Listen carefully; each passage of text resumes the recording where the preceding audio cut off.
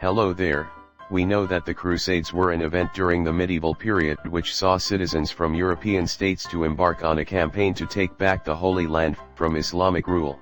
But not everyone knows that one of these crusade attempts had involved thousands of children, who, conveniently enough, was led by a child. This was called the Children's Crusade. A peasant child, living in the Middle Ages, planning to go on a crusade. You can see that this isn't going to end well. So what happened during the whole thing? Well, there's two accounts for what happened, one which is the more traditional account, and the modern account.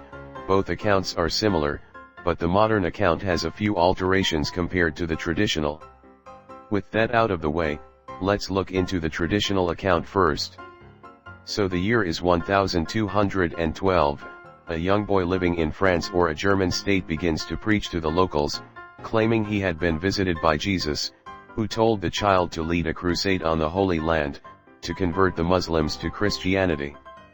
Of course, many folks thought the child was delusional, with the street manure fumes getting to his head. But he manages to get a following of 30,000 children, through miracles and portents. With a big enough child army, he and his followers head south to the Mediterranean Sea, where he believed the sea would part, and allow him to walk all the way to Jerusalem, like in the story about Moses, but this doesn't happen. The children are eventually sold off to two merchants, who chose to give free passage on the boats to all the willing girls and boys.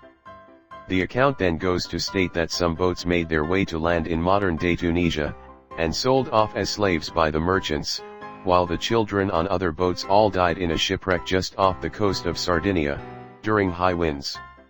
That concludes the traditional account. As mentioned earlier, the modern account does have some similarity to the traditional account.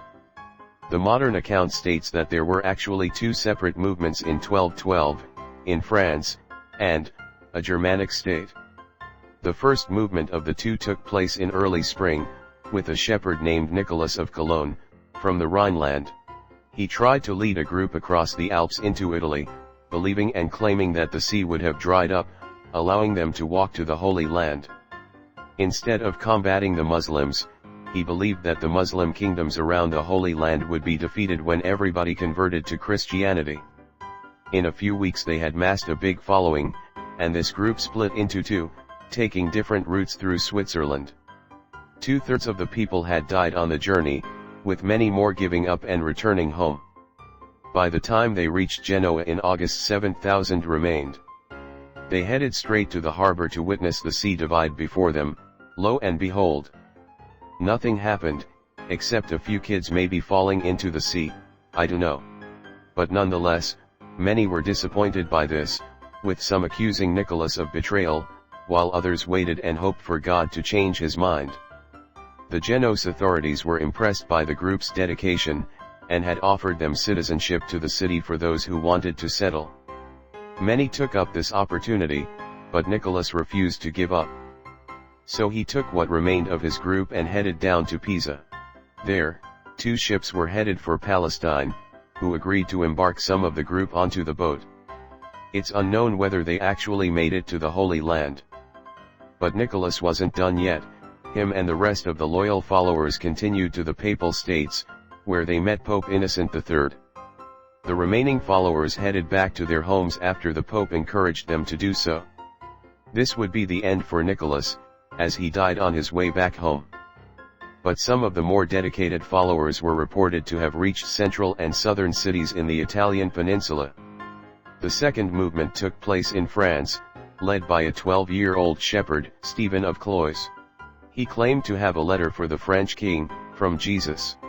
After which large groups of children were drawn to him. He attracted a surprising 30,000 followers, which was a mix of adults and children. They headed up to Saint Denis, where he reportedly performed miracles for the locals. The king, Philip II, wasn't happy about the visitors, especially that they were led by a mere child, and implored them to go back home.